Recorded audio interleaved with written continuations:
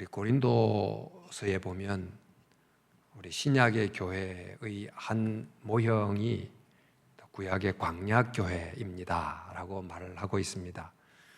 구약의 광야교회의 그 여정이 잘 기록된 곳이 바로 민수기인데, 우리가 큐티로 지금 이렇게 부분 묵상을 해가고 있습니다만, 늘 나무와 숲은 같이 이렇게 순환해서 봐야 나무도 보이고 숲도 보입니다. 그래서 지난 또 수요일에 이어서 민수기 그 마지막 부분의 숲을 좀 보면서 말씀을 함께 나누려고 합니다. 26장에서 36장까지 10장을 통으로 한번 보려고 하는데요. 광야는 길이 없는 곳이지요. 길이 없는 곳에서 하나님의 나라를 간다. 이 광야가 우리의 인생을 반영하는, 또 믿음의 순례를 반영하는 좋은 그림이 되고 있는데, 이제 길이 없는 광야에서 어떻게 길을 찾아가는가? 우리 민수기는 출애굽한 이후부터 가나안 땅까지 순례의 여정을 기록하고 있는데, 그 순례의 여정의 길은 바로 하나님이 그 무리들 가운데 있음, 그게 바로 길입니다. 그러니까 하나님이 그들 중심에 있으므로 하나님이 인도하는 대로 가는, 그러니까 하나님이 곧 길이신 거지요. 그래서 민수기는 처음부터 끝까지 하나의 주제를 들으라. 그러면 어떻게 하나님과 동행할 것인가? 이게 이제 핵심 주제가 되겠습니다. 그래서 하나님과 동행하게 하기 위해서 진영을 구성하되, 진 제일 중앙에 성막을 두고, 물론 성막의 제일 중앙에는 언약궤가 있습니다. 언약궤라는 것은 하나님과 우리의 언약을 늘 상기시키고, 우리는 하나님의 언약적 관계에 있음을 신뢰하고, 또 언약적 의무를 순종으로 행하고, 이렇게 함으로 이제 가도록, 그리고 그 성막을 주위로 레위 지파가 있고, 또 그 사방에 12지파가 구성이 되어 있는 이런 형태로 이제 광야를 가게 되어 있습니다. 이것이 광야의 길을 걷는 하나님의 백성의 동행의 방법입니다. 이 진영의 구성 모습이 곧 우리가 과거를 살아왔고, 또 과거는 사실로서 돌이킬 수가 없지요. 또 미래는 어떻게 펼쳐질지 아무도 모릅니다. 그런데 이런 과거 때문에 후회하고 미래 때문에 염려하고 이렇게 살아가는데 어떻게 가야 될까요? 지금 이 순간 내 속에 하나님이 마음의 중심에 계시면 하나님의 인도를 따라 가는 거죠. 그 하루하루 오늘이 참 중요하다, 이런 교훈을 우리에게 주고 있습니다. 그런데 이런 동행에서 강조되는 것이, 지금 하나님이 우리와 동행한다고 하면 그분이 동행한다고 하는 그분에 대한 신뢰를 놓치지 않는 것이 굉장히 중요합니다. 하나님이 보이지를 않아요. 동행하는 그분이 곁에 때로는 불기둥, 구름기둥으로 보일 때도 있지만 많은 부분에 보이지 않습니다. 광야는 그 하나님의 부재, 하나님이 보이지 않는 것 같은 상황 속에서 하나님의 임재를 믿음의 눈으로 봐야 되는 곳이 광야예요. 그런데 이 광야는 하나님의 부재인 것 같은데 사실 또 하나님이 가장 충만하게 계신 곳이에요.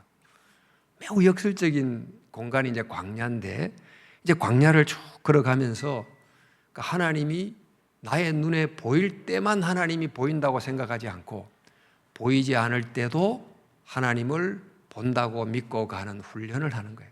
광야가 바로 이제 그런 자리죠. 우리도 살면서 인생의 광야를 만나지 않습니까?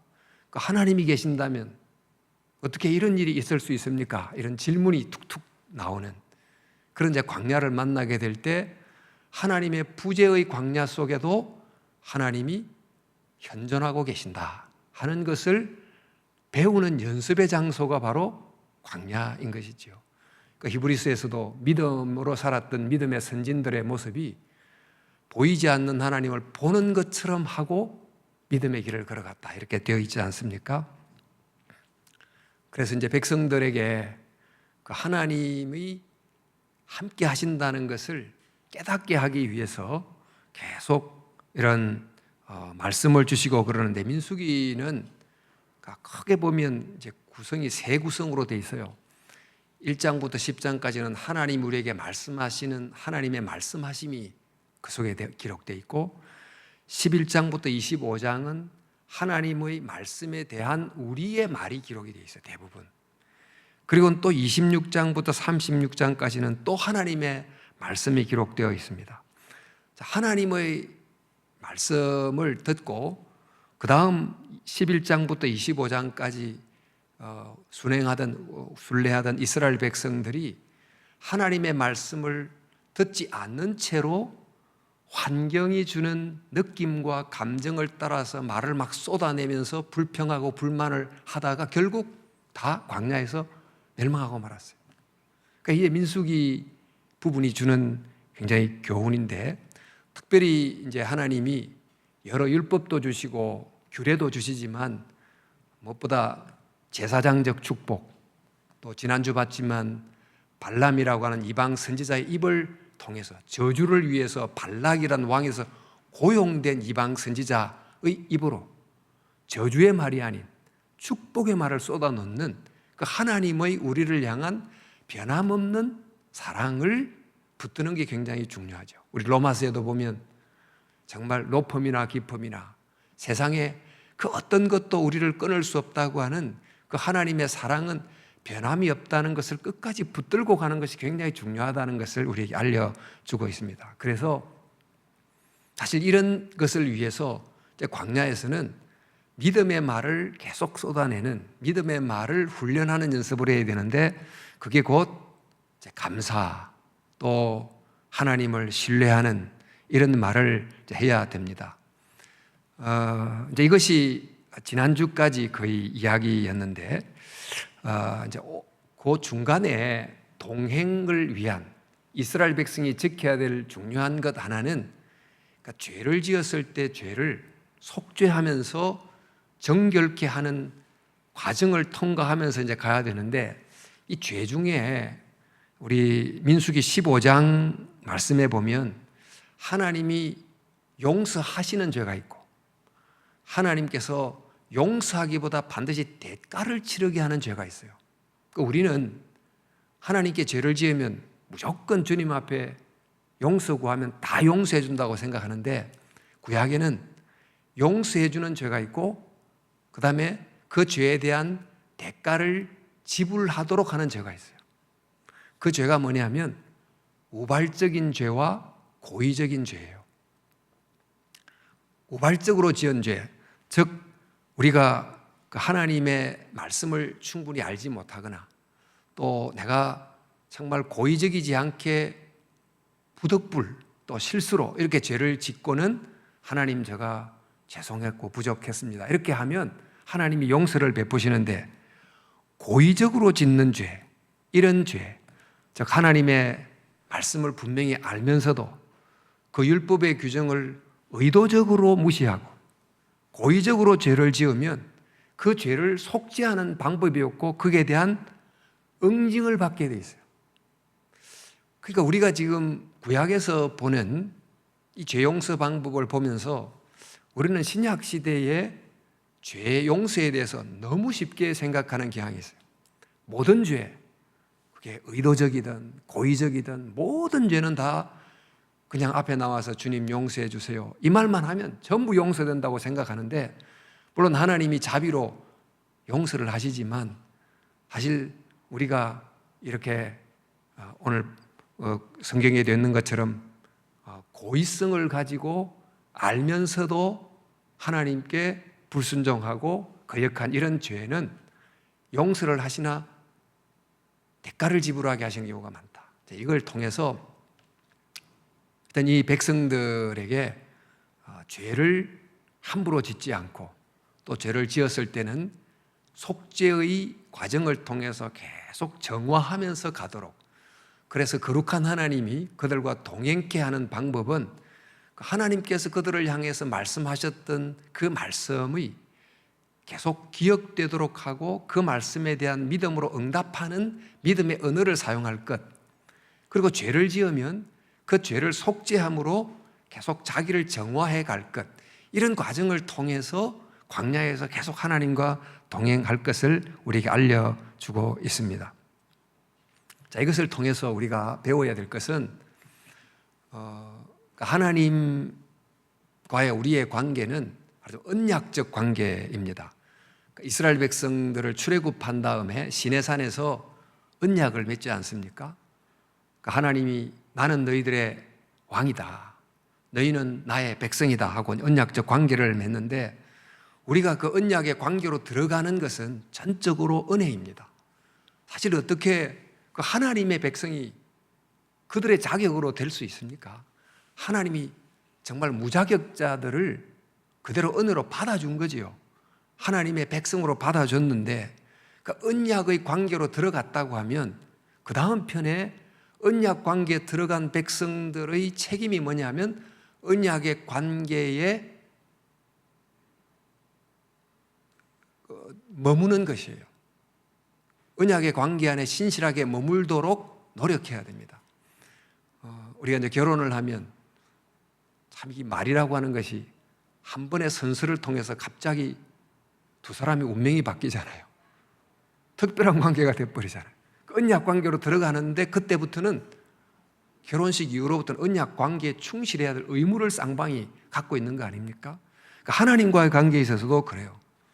우리가 전적으로 은혜로 언약적 관계에 들어갔다고 하면 그 다음에는 우리 편에서 그 언약적 관계에 신실하도록 노력을 해야 됩니다.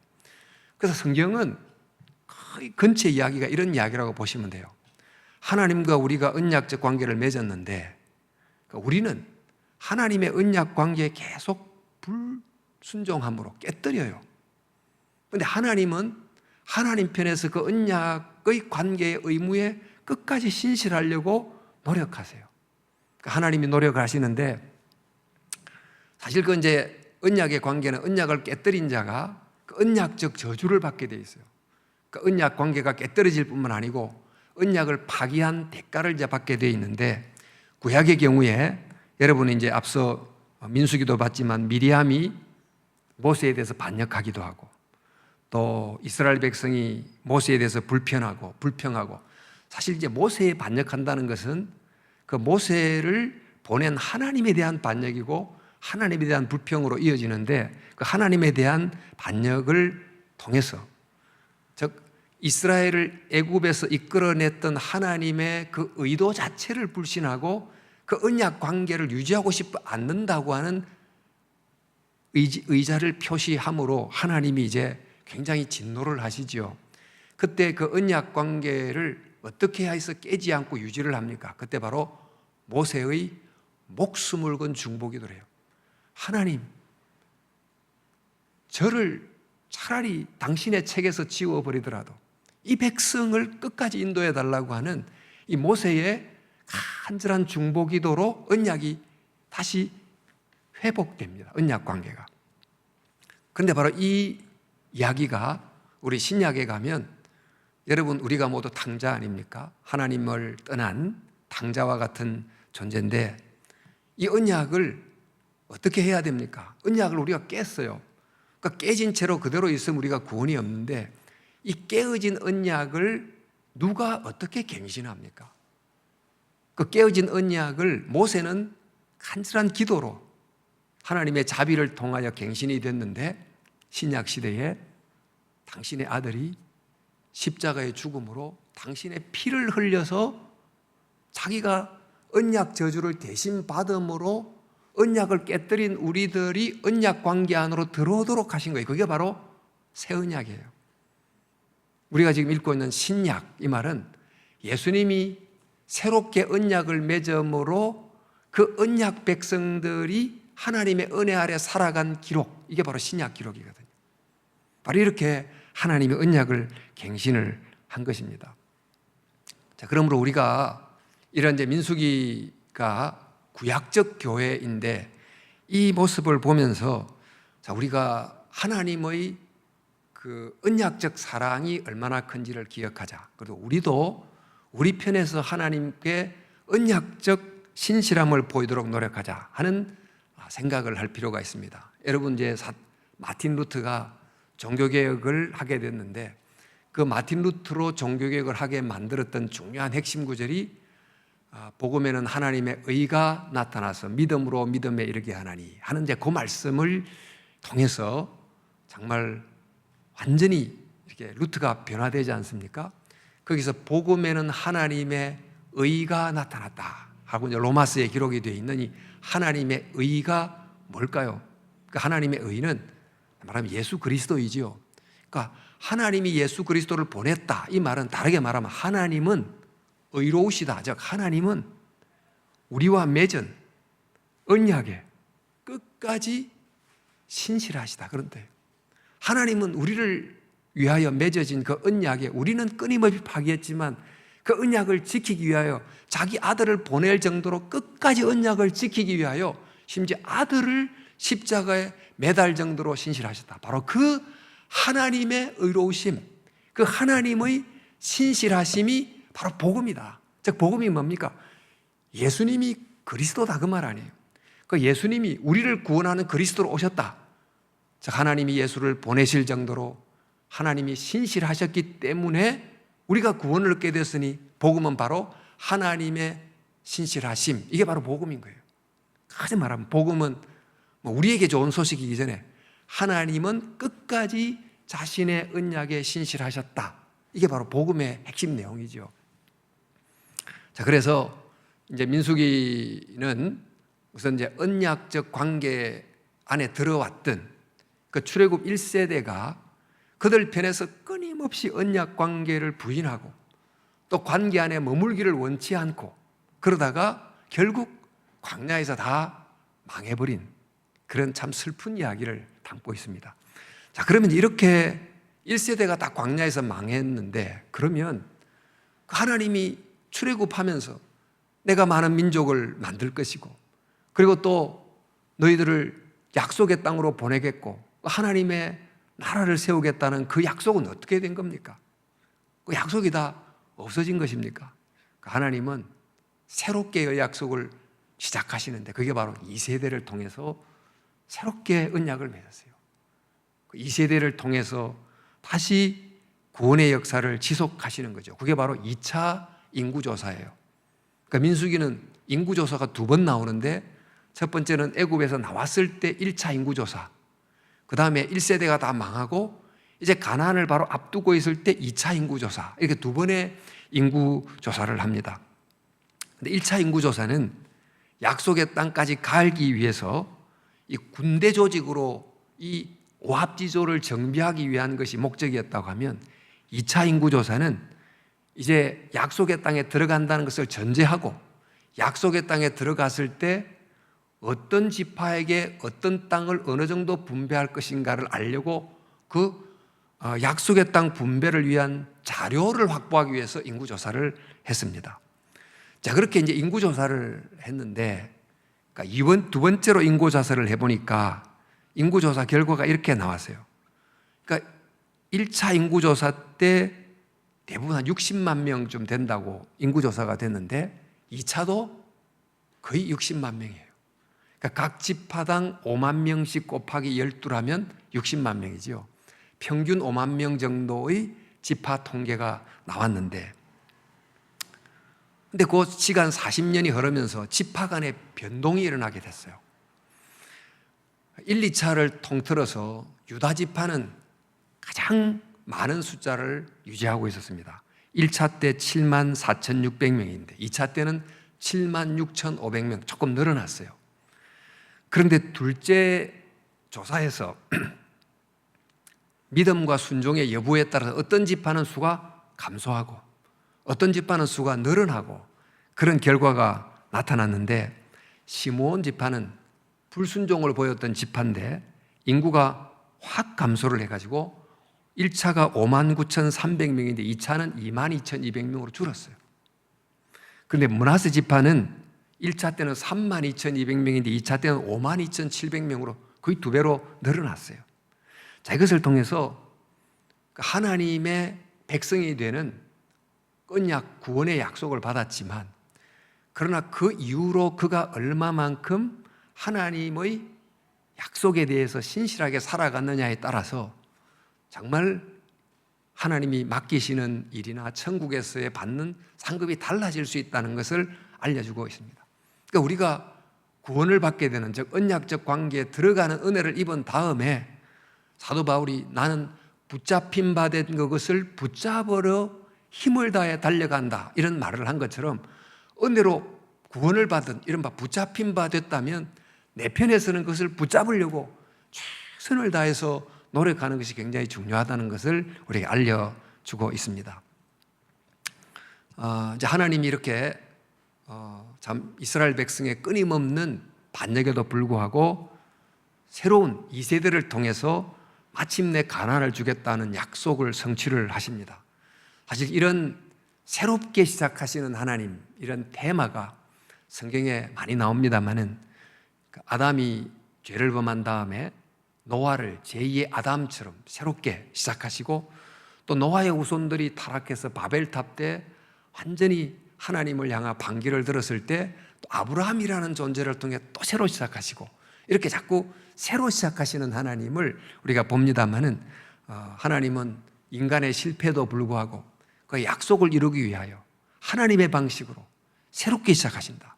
지금도 우리가 참 여러분 유럽 교회가 종교 공인이 된 다음에 로마의 정치 제도와 기독교가 이렇게 막 믹싱이 되면서 사실 이 정치와 종교의 미분화라 할까요? 그래서 유럽 종교 중세사를 보면 너무너무 복잡하고 그래요. 그런데 이제 하나님이 이것을 새롭게 하려고 종교개혁이라는 걸 일으키시지요. 종교개혁이 일어났지만은 온전한 모습으로 회복되지 않았어요. 그럴 때 다시 여러분 부흥을 일으키고 미국으로 하나님이 또 참 백성들을 보내는데, 유럽에는 뜨거운 부흥기가 별로 없었어요. 유럽 땅에서는. 그러니까 미국 땅에서 이렇게 대부흥의 역사가 일어나요. 무디 같은 사람을 통해, 찰스 피니 같은 사람을 통해. 그리고 또 미국이 시들해지니까 한국으로 와서 한국에 또 부흥의 역사가 일어나요. 지금은 아프리카, 중남미 이런 쪽에서 막 부흥이 일어나고, 중국에서 일어나고, 요즘엔 최근 이라크 같은 데서는 정말 기적 같은 일이 막 일어나고 그런다 그래요. 그러니까 하나님은 우리가 사실 교회 역사상 유례가 없을 만큼 부흥을 일으켰는데 참 이상합니다. 어려울 때는 덥게 주님을 향하여 매달렸는데 이제 풍요롭잖아요. 열심히 믿지 않습니다. 간절하지 않습니다. 우리는 간절할 필요가 없을 정도로 편안한 것이 축복이라고 싶은데 영적으로는 계속 잃어버리는 거예요. 그리고는 이 성령의 촛대가 옮겨가요. 이런 식으로 계속 가면 한국의 성령의 촛대가 계속 남아있기가 어렵습니다. 선교는 물질로 하는 게 아니잖아요. 돈 많다고 선교하는 게 아닌데 선교의 촛대가 한국에 계속 남아있을까? 그런데 퀘스천이 드는 거죠. 어떻게 될지 모르지만. 그래서 하나님은 정말 당신의 일을 바톤을 이어받아 이어갈 사람을 찾고 계시는 거예요. 지금도 우리 가운데 하나님의 세계복음화를 위해서 한국이 쓰임받았지만 계속해서 쓰임받으면 좋은데 그러지 않으면 이 바톤이 또 넘어가는 거예요. 그 이제 이 민수기가 보여주는 교훈이 되는 거죠. 자, 그리고 또 이 민수기가 주는 또 좋은 거 하나는 하나님이 새로운 세대를 지금 준비하셔서 그들이 앞으로 가나안 땅에서 하나님의 약속을 이룰 세대로 준비를 하셨고, 그뿐만 아니고 이 가나안 땅에서 살아갈 정말 율법을 더 새롭게 해 주세요. 여러분, 시내산에서 하나님이 율법을 주셨습니다만 그 시내산에서는 아직 가나안에 들어가기 전이기 때문에 그 광야에서 있을 동안에 적용되는 법들을 주로 주셨습니다. 그러나 이제 가나안 땅에 들어갔을 때는 상황이 다르기 때문에 법 정신은 동일하지만 법 내용이 광야에서의 내용과 가나안 땅 정착에서의 내용이 달라지잖아요. 그러니까 하나님의 법 정신을 담는 구체적인 법 조문이 상황에 따라서 달라질 수 있는 것입니다. 참 이런 하나님의 율법은 1.1획 변함이 없는데 문자적으로 변함이 없는 게 아니에요. 하나님의 법은 그 시대에 A라는 법을 정했지만 그러나 시대가 B로 바뀌면 그 정신을 담는 B라는 법을 만드시는, 법조문 자체에 매달리는 분이 아니심을 우리가 알아야 되는데요.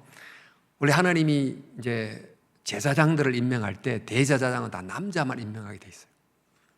그런데 이 나실인이라고 하는 제도가 있습니다. 나실인이라는 제도는 레위 지파가 하나님의 성전에 봉사해야 되지만 그 레위 지파지만 하나님에 대한 열정이 없는 사람이 있지 않겠어요? 형식적으로 봉사하는 사람도 있을 텐데 레위 지파가 아님에도 정말 하나님을 향하여 뜨거운 마음이 있는 사람이 자기를 헌신하면 그들을 나실인으로 취급했는데, 나실인은 여자도 나실인이 될 수 있는 제도를 하나님이 주셨어요.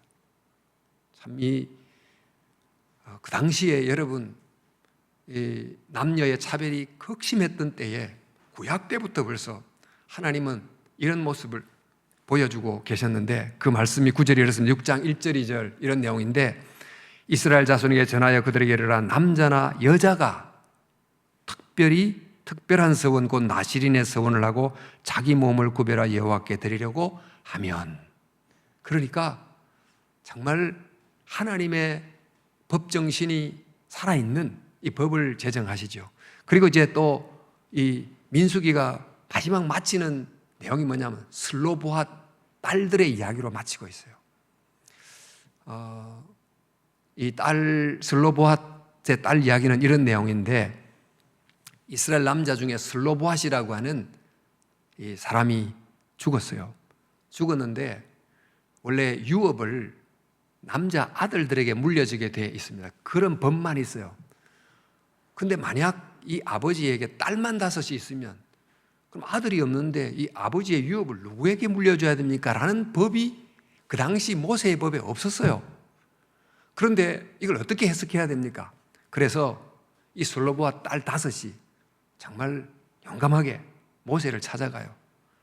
모세에게 말하고, 우리 한번 본문을 다시 한번 보겠습니다.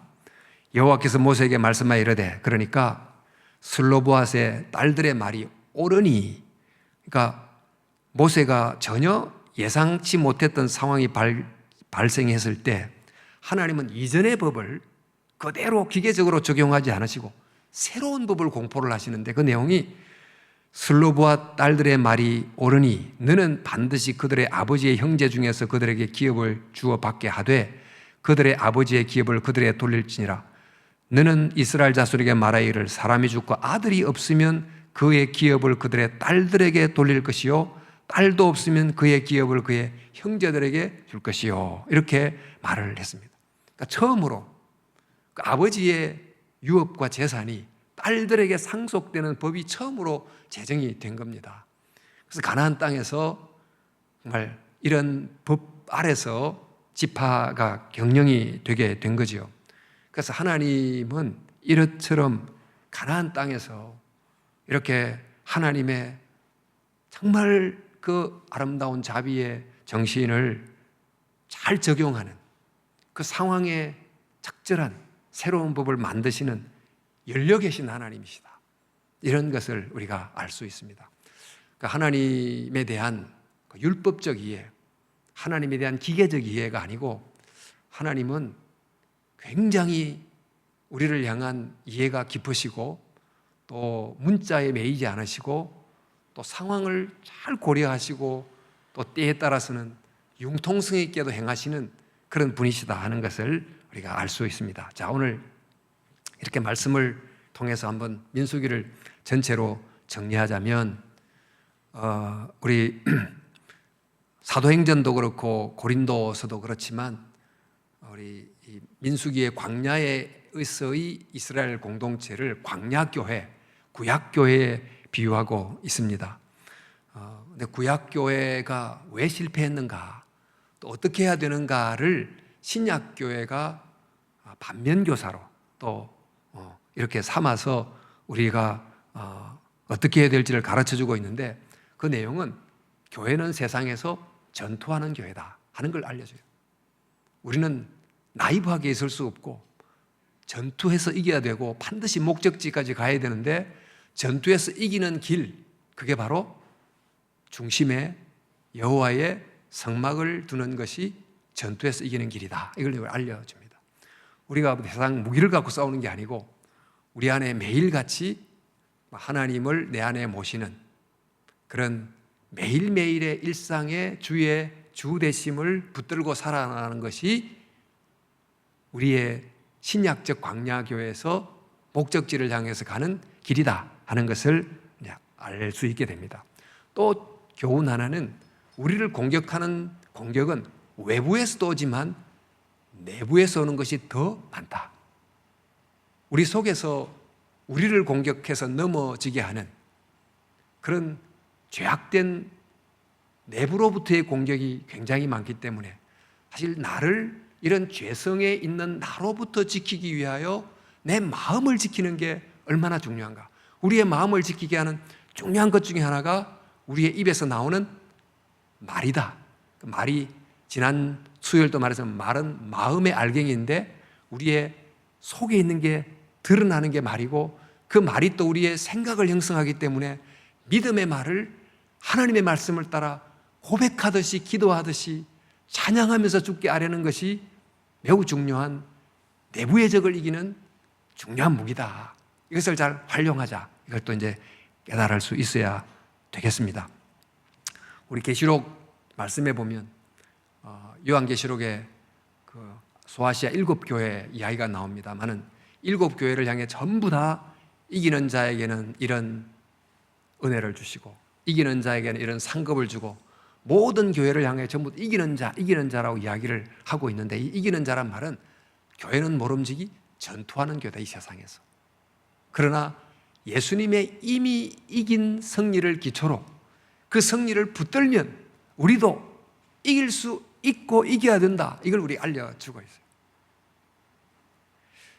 그리고 이제 또 마지막은 하나님의 교회는 정말 열려진 공동체인데 그 이전의 법을 가지고 기계적으로 적용하려고 하지 말고 정말 그 모든 공동체가 다 하나님의 존귀한 형상으로 존대를 받을 수 있도록 하는 정신을 살리기 위하여 법에 묶이지 않고 정신에 묶여야 되고, 사실 10가지, 10가지 계명이 있고 또 여러 가지 율법의 계명이 있지만 모든 것은 계명을 문자적으로 풀지 말고 사랑을 가지고 계명을 풀어야 된다는 걸 하죠. 우리도 교회도 보면 내규가 있어요. 이 내규가 교회에 일어나는 모든 것을 전부 다 정리하기가 어려워요. 모든 법이라는 게 그렇지 않겠습니까? 뭐 민법, 형법 등등도 그렇겠죠. 그러나 정말 상대를 공격하기 위해서 법을 이용하는 사람도 있지만 서로를 살리기 위해서, 사랑하기 위해서 그 사랑의 정신으로 제대로 법을 해석하게 되면 점점 법이 별로 필요 없는 그런 세상이 되지 않겠습니까? 그러니까 하나님의 이 공동체, 가나안에 이루어야 될 바로 그 공동체는 사랑으로 법을 해석함으로 법이 곧 사랑이 되는 그런 공동체가 된다. 그래서 세수를 세 부대에 담는 것처럼 끊임없이 하나님의 위대한 그 마음과 사랑을 어떻게 변화하는 시대에 새롭게 담아낼 건가를 고민하면서 옛날에 묶이지 않는 정신을 붙들고 사랑을 붙들고 살아나가는 그런 정말 융통성이 있으면서도 원리에 아주 뚜렷한 그런 하나님을 향하여 열려진 사랑의 공동체가 되어야 된다 하는 것을 우리가 깨달았으면 좋겠습니다. 본문이 너무 넓다 보니까 여러 가지를 말해서 기억이 계속 남아 있는지 잘 모르겠지만 이 민수기 3번에 걸쳐서 전체를 한번 훑어보면서 우리 신약 시대의 교회가 어떠해야 되는지를 다시 한번 더 마음에 담고 이 시간 함께 기도하는 시간을 갖도록 하겠습니다.